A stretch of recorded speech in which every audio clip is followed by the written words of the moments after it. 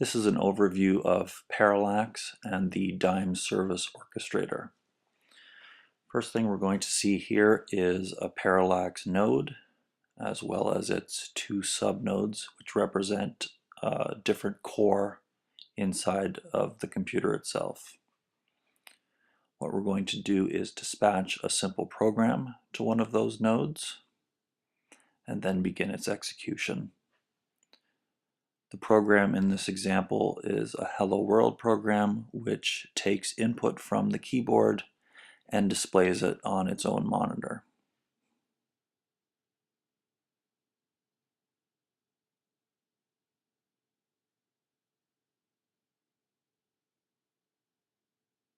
Now we're going to bring in another Parallax node with two subnodes onto this network as well, dispatching the exact same program to it, starting its execution,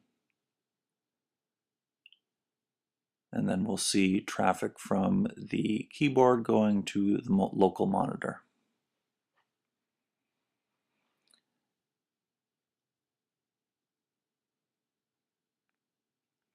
Now from the DIME Service Management Console, we will execute a modify command that will configure the input on our DIME 1 down in the bottom left to display its output on DIME 2 in the bottom right.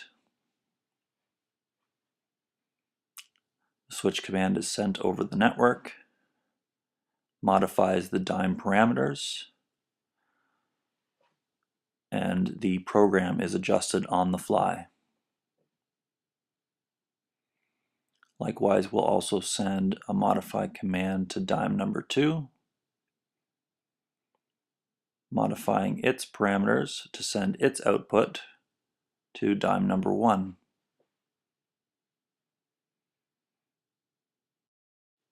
Here we see the code for the Hello World program. Very simple program written in assembler, which takes the keystroke, queries the DIME parameters, and then sends the keystroke to the proper destination.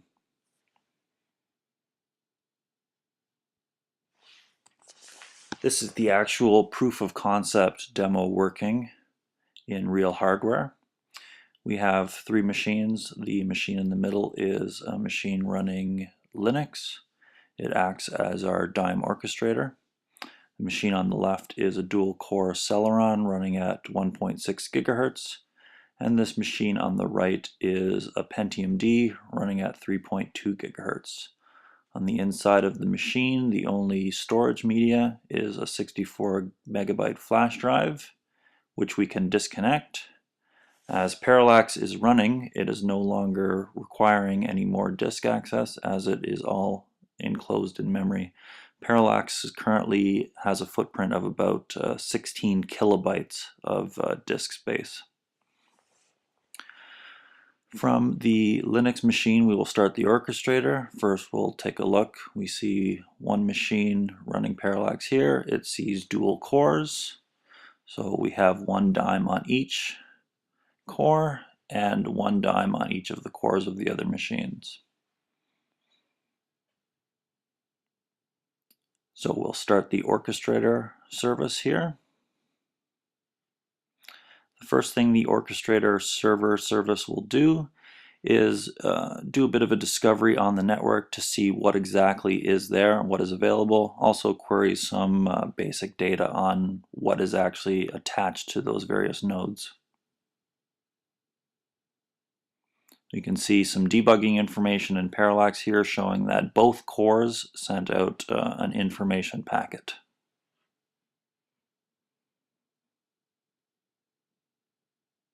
So now what we'll do is we'll open up a web browser and connect to the web GUI interface. Each one of these boxes represents a specific node on the network that we can run various programs on and modify.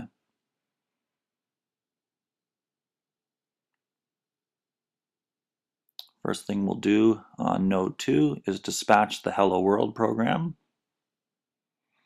Then we will modify the program parameters to send its output to itself. Once that's complete, we can execute the program. And on dime number 2, we can see that when we type keystrokes, the keystrokes appear locally on that computer. What we'll do now is execute this on node 4. We'll modify the dime parameters first.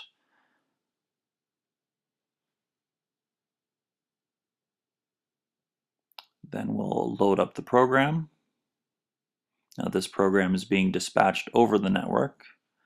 We'll execute the program, and from that computer we'll see that sending keystrokes on its keyboard shows it on its own monitor.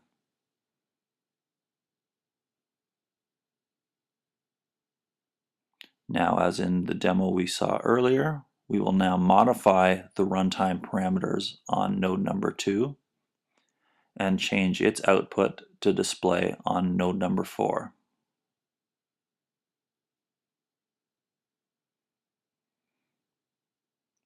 So when we type on the left keyboard, those keystrokes appear now on the right monitor.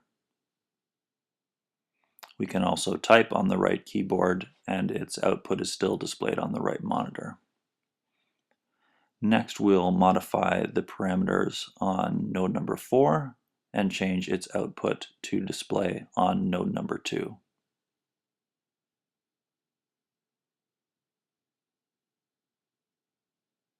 From there, now we can see that typing on the right computer displays its output on the left screen.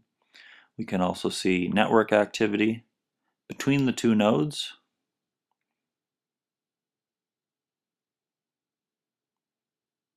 as well as network activity on the debugging screen here. So that node is transferring and the other node is receiving.